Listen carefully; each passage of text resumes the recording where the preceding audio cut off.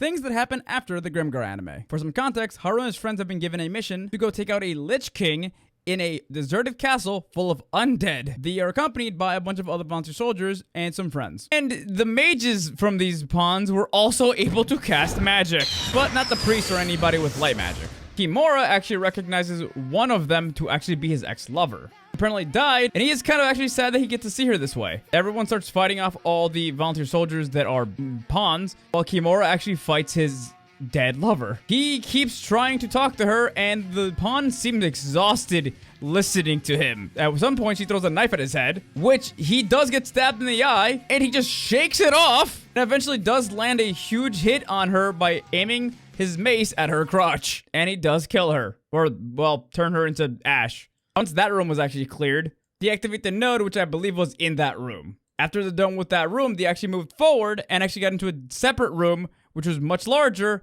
and full of giant rock golems. Toki's and Haru's party were actually getting pressured pretty hard by these things. Not hard enough where they actually started losing hope, but enough where it was a struggle and they actually had to lose some ground a little bit. However, out of nowhere, one of the walls falls down and Renji comes out covered in electric purple energy. And he starts to cut down all the golems. Then Haru and the rest of the party pushes forward and helps finish them off really quickly.